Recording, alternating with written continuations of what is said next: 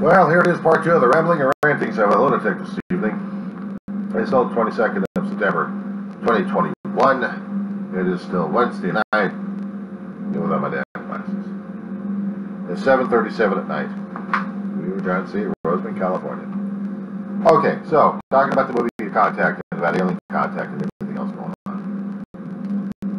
What happens if I actually had it? Or selected? Say, for example, if in the movie Contact you saw Jodie Foster's character through situations and misadventures happening, brought her to the point where she becomes the ambassador to the stars, something that she had dreamed for a long time, and that nobody believes the living crap out of her because she doesn't have enough evidence. And if she did, they're still not believing about the thing because they think like, national security at this point over here. What are they going to do about that?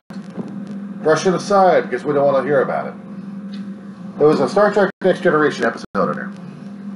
One of the seasons that we actually had. First Contact. Where Commander Will Riker goes into a planet, seems to be having space travel, trying to get a pre-warp or actually a warp situation. Now, according to the Federation guidelines, charted, and the Starfleet's protocols at this point. Anybody with a pre-warp civilization, you can observe but don't interact. But if you have a warp situation, you can try interacting, but on a limited basis to see if it's worth a first contact situation, such as the aliens would come down and say, "Hello, how you doing? Isn't this the way Earth people do this? By shaking hands." If they had studied humans long enough on that thing, these days, they'd probably say, "Where's your hand sanitizer? And how come you not masked?" I hate to sound like a weak-ass joker these days, but sometimes it's becoming more and more of a reality situation because of our biological situation going on. But ignoring that situation over there, okay? Let's say the alien's already been inoculated or has an autoimmune system that deals with any and all viruses or bacteria coming from foreign bodies and able to deal with them effectively. That way we wouldn't have to deal with everything else. But the thing is, our biological systems, if we actually had something like that, would give us an advantage for a lot of things, I think. But even when that situation happens, if you're dealing with an organism, host organism, or actually a visiting organism that actually has too many bad things happening that might threaten the entire civilization or context or anything, you would have to take certain precautions. So, okay, knock.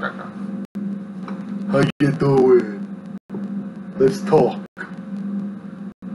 A dream among other science fiction fans out there. First contact situation. Some first contact situations go screwy like crazy, and others scary as hell. In the show for Star Trek Next Generation, First Contact, you would have scientists dreaming about connecting to human people or to aliens. And they're just coming into an early warp situation here, where the Federation decides to take the first step. But you still have to have visitation down there to see what the hell's going on. To investigate, see how the planet is, and how they would be able to deal with the first contact situation. And the administrator, who would appreciate all this, and gets beamed up in the Enterprise, and tries to discuss the situation, and tries to dissuade a scientist for not joining, but she's going to join anyway. Because she wants to see the stars. That would be our airway character in Sagan's movie of Contact. Well, look at it in that particular context. Earth would be the alien civilization that the Enterprise visited. Because rumors would be flying around like crazy. Especially with the internet we have. Instantaneous. Twitter's like that. Instagram, TikTok, Facebook, YouTube, Google, whatever it is, would it be instantaneously transmitting stuff like crazy, left and right, sometimes in real time. So if I was an alien civilization who put out a scouting team to examine this particular planet called Earth, because of all the signals that it's been trying to detect and trying to analyze, it comes over here and just camps out for a while just to see what the hell we are about. I would wonder whether or not if we would have been dealing with a potential first contact, or we would be dealing with the same situation that they did in that episode of Star Trek Next Generation, First Contact. Because an administrator would cover it up, knowing that people would freak and panic, fearing that situation. They want to build up the population to a point where if they happen to get that warp capability and actually go out there, that they are prepared to deal with the alien life forms. We had tried to do this situation in the Star Trek Next Generation movie. Well, we had the Borg. The character Zephyr Cochrane was supposed to be inventor of a warp ship that went towards the moon and back, or close to it, at the speed of light. Just enough to get a test going on. Just enough to get an alien ship's attention and to see what the hell's going on. To make those first steps of first contact with source.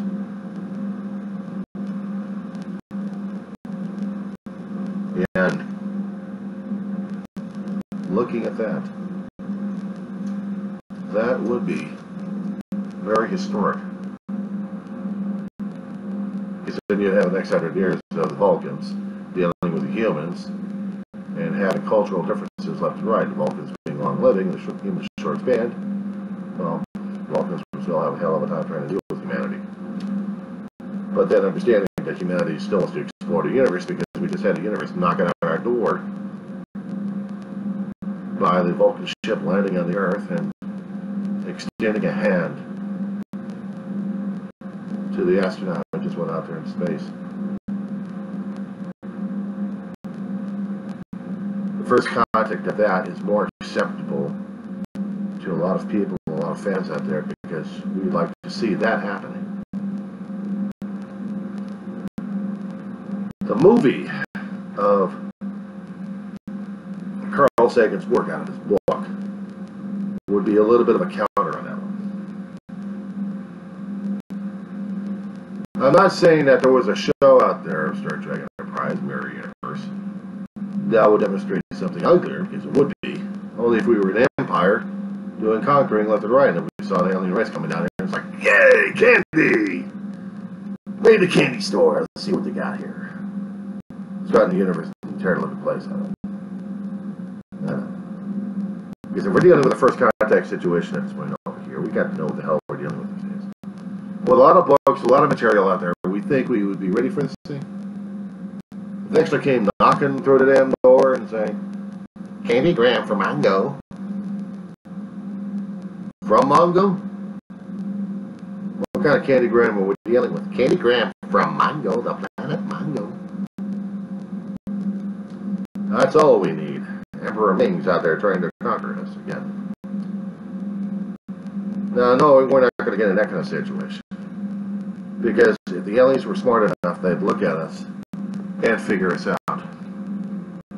With the aircraft we've got, with the weaponry we're developing at this point over here, it's no wonder that there have been conspiracy theories for decades, whether or not if our technology had been increased by aliens or not. They've been talking about this stuff for a hell of a long time. Published books like Variety of the God Evidence. But publishing nothing except suppositions and theories left and right, nothing direct. The government's got it. Everyone has got a piece of it. It's all buried somewhere else. Don't you understand? Yeah, I've heard it. I've seen it. Not the evidence. I'm talking about the fear and paranoia and insanity at this point over here. But I'm talking about it in this particular video. The time when we actually get visited.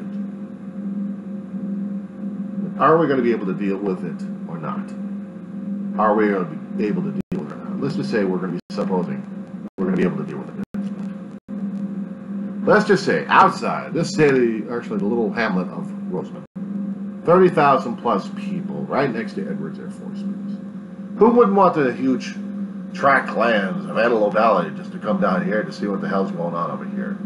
You see meaningless lifestyles of the human beings. Come on down, take a look over here. So let's see, between Lancaster and Rosamond, there's a nice flat area over there. Like a small ship or a large city or something. Of course, Edwards Air Force Base would be going crazy at this point over here, but if they kept it to a bare minimum, the aliens landed it to a bare minimum, maybe not. You still have to get past Planet 42 and the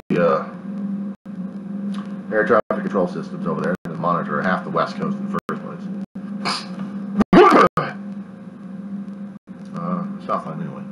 And not to mention you have Edwards Air Force Base, so you can keep track of locals. So let's just say, for example, right through the radar, landing right there, end of that, and roll. Let's just say it now, okay? That's good. Right about a little backyard, trying to deal with that one. Oh, that's going to be fun. That's going to be fun. That's going to be real fun. Okay, in the middle of the night. Why not? Let's put it in the middle of the night. Because in the middle of the night, we wouldn't see it coming. We wouldn't see it coming. We'd probably hear it coming, but if it was silent, we would know. Except maybe for the puffs of dirt that are flying up left and right. Even anti-gravity has to be putting up some resistance to the ground, where the ground is the dirt, and sand, and gravel is fine and loose enough where puffs come out. Especially when you're dealing with atmospheric jets, or maybe a field that's pushing down upon the ground. It's still moving the force. It's physics and science at work. Unless, of course, they decided to beam.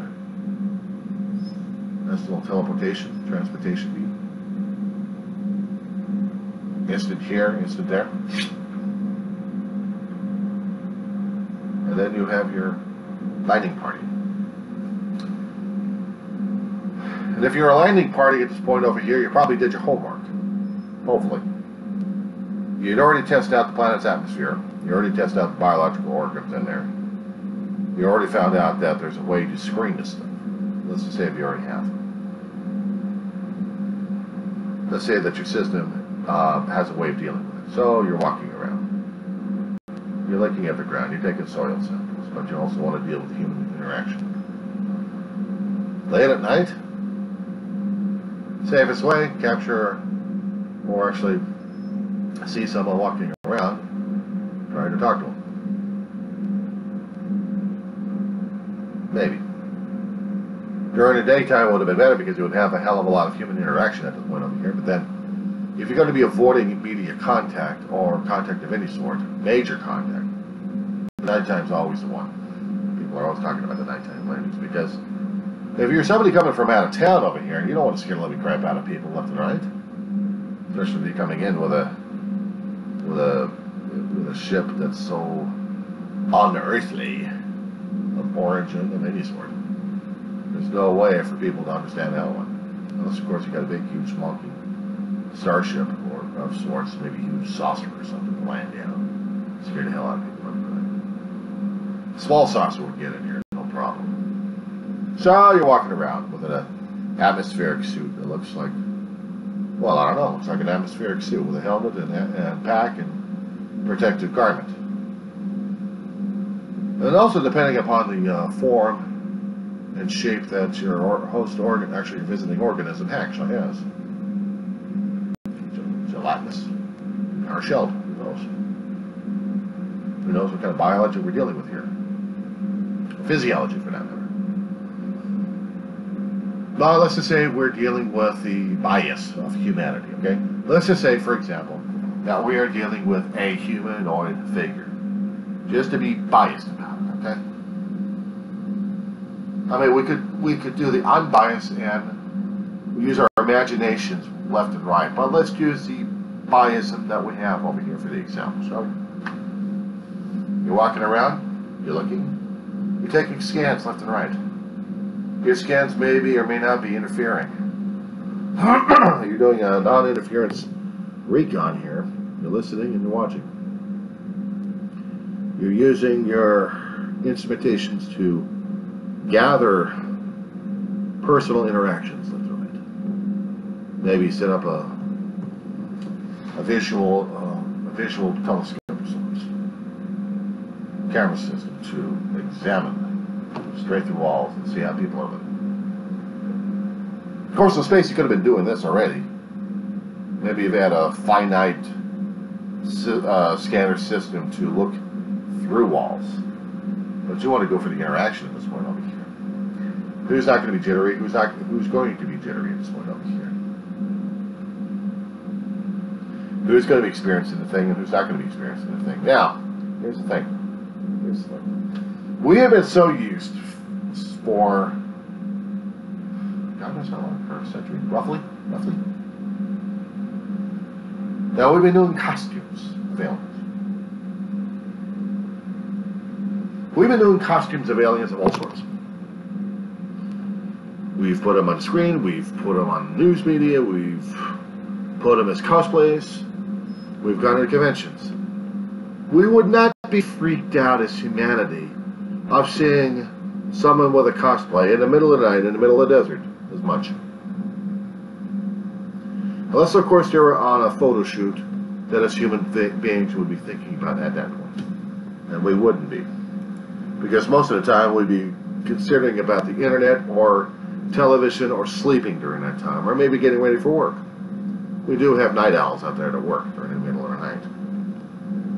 And at this point, if they're not disturbing anything, the visitors from outer space will be mingling or just wandering around a bit. Now, if it was during the daytime, that's a different story altogether. Visualization, automatic, people will probably say, "Ew, what a weirdo." Ignore it. Just ignore it. Just ignore the alien visitors. Because at this point over here, because we're so used to the cosplay and people wearing science fiction stuff all over the place, our generation, our people right now would probably like, cool costume. Don't know what the hell you are, but cool costume. You got, oh, that's language too. Is there a translation on that one? Seriously, man, where'd you get that costume made of? I mean, I like the material that you got off here. Wow, that fabric is fabulous. What do you got there? Oh, look at the devices that you got on here. Imagine what they'd be like. Imagine if we actually did have an alien visiting party at a convention.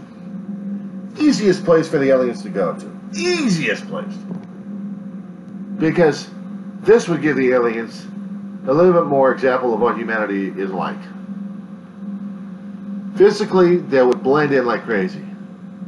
Afterwards, that's a different story altogether. Their customs would, well, be catching law enforcement at this point. Now, why would I say that? If I actually had an alien listening to this damn thing and say, why would I say that? Because without studying the human being and all of its customs or its behaviors, at least most of them anyway, they wouldn't survive. It's that simple. We got too many social norms being broken left and right that we had law enforcement cracking down left and right. Or if we did have social norms not being broken, maybe they'd get away with just visiting the planet, see for a short time and say, okay, these people are nuts, let's get the hell out of here. If they were lucky enough. But if they're not lucky enough to see us the way we are, then it would really have to blend in, and not with the uniforms, but with the human clothing. This is where the slip-up is. If they are humanoid shape, they would have to learn and understand how our customs and behaviors are regarding dressing, regarding the funds necessary, and also the ability to use the funds, understanding the meaning of the funds, and the denomination of the damn funds. We could easily dismiss each other for being foreign language people, come from a different country, different language, different skill sets, but still using the same common sense we would. So let's just say that the aliens have already learned that particular portion right there. How to use money. They'd be able to get stuff. They'd be able to dress like us. Then, will they be able to act like us? And how would we react if we actually did get contact with the aliens? Well, all the stuff we've been exposed to for over a century, and maybe more. How would we react to this? How would you react to it? How would you react to a visitation? How would you react if you were the visitor going to a different planet, and then you were treated or mistreated because of the miscommunications left and right? This is the reason why we have science fiction writers doing stories and movies left and right. Think of it in one way. We're trying to tell each other stories, but we're also trying to educate each other what to do, what not to do. And then we would have to throw that damn thing out the wall. I mean, if we actually had a novelization or a manual for all this stuff, from everything that we've learned in our own fiction, in our own writings, throw that damn thing out because the first contact is coming up, and then we would have to figure it out on the own. The aliens would have to do the same thing. Study everything else they can and throw out the damn book. Or keep it in storage anyway, just in case. In case they're wrong. Now, why am I talking about stuff like this? Well, let's just say I haven't been. Let's just say I've thought about them, and I kept thinking, if they were here, they'd stay the hell away from us. Because after what the hell we've been doing to ourselves these days, I'd be surprised if we actually had the courage to take the chance for contact over here. And to see whether or not if we would actually get the word out, whether or not if we've been visited or not. And if I had been visited, I couldn't tell, I don't know how I would react. And I wouldn't know how to communicate that to the outside world. But if I have given a chance, if I actually had a federation of planets coming down, I know there's a lot of science fiction fans out there would give anything for that chance. Throw away everything else they knew and take that step. They would be doing the thing like Close Encounters of the Third Kind situation. Steven Spielberg movie. Richard Dreyfuss making that decision that everything else has been taken away from him because he's considered nuts and persona non grata with his family. Because they'd be in touch with an alien hello that drove him to the point where he's going to join him, regardless. The family's going to try to figure out what the hell's going on and maybe try to make reconciliation. They still can't figure it out. And they would have a hard time trying to deal with that one for a long time. He just flipped out one day. Never came home again. I guess a lot of fans would be like that too, thinking about the same situation. Balancing their home life versus the chance of either visiting or living out there. Again, we have our writers, the creators out there, showing us this situation. Because if we don't understand the situation now, and if we happen to have this situation happening right now, I don't know how the hell we're going to be able to deal with it, to tell you the truth. And even if I was visited by someone looking like a human at this point, or maybe humanoid, I'd be scared, and I'd be skeptical at this point over here, despite all the damn reassurances. Even if there was an alien device used. As I've said before, there have been other movies that tried to train us in this way, one way or another, either to be fearful and panic about it, or do we accept it and have the courage to move on because we have fascination for the unknown. Now, if I had been studied enough, they'd probably know I've been a fearful, sorry son of a bitch. Sorry to use the language, but that's what it is. And if they could say, well, I understand, I said, no, you don't, but maybe you couldn't. In a situation like this right now, I probably would say yes in a heartbeat. So let me take the dog with me. Everything else down here, I'm going. If my family was still alive,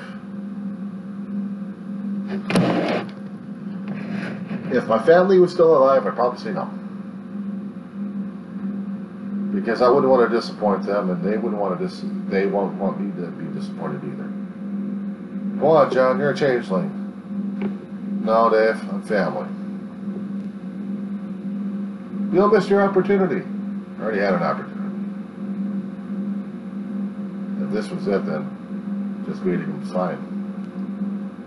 But staying out there without you guys, family first. It depends upon the values I was raised and grown up with, as whether or not if I'm actually going to be making that kind of choice or decision. Because it affects not only the person, it affects everybody else around you. And at this point, if I actually did have a visitation and they're saying, come with us.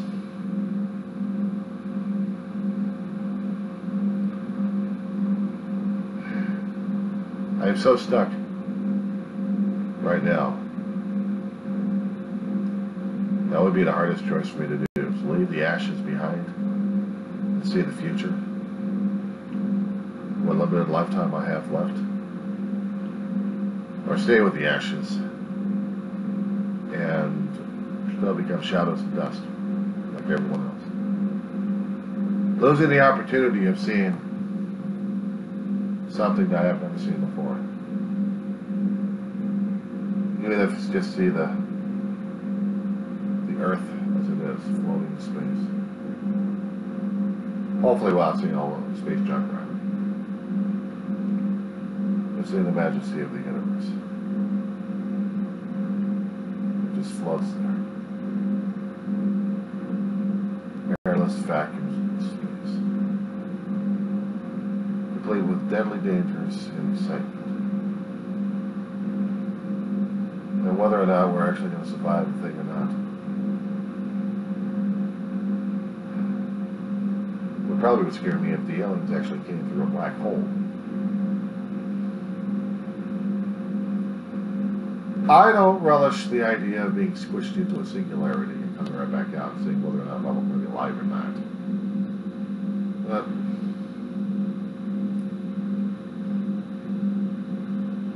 I've been through death before. Yeah, it scared the crap out of me.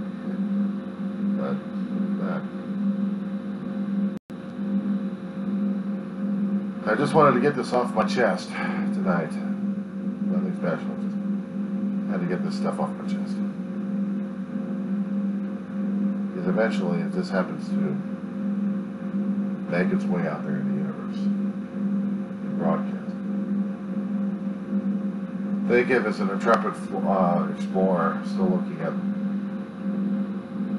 the ocean from the shoreline, afraid of getting pinchered and pinched by all the creatures in the water, but fascinated with what's going on beyond. Wondering if there was actually a boat for me to sail on beyond the horizon.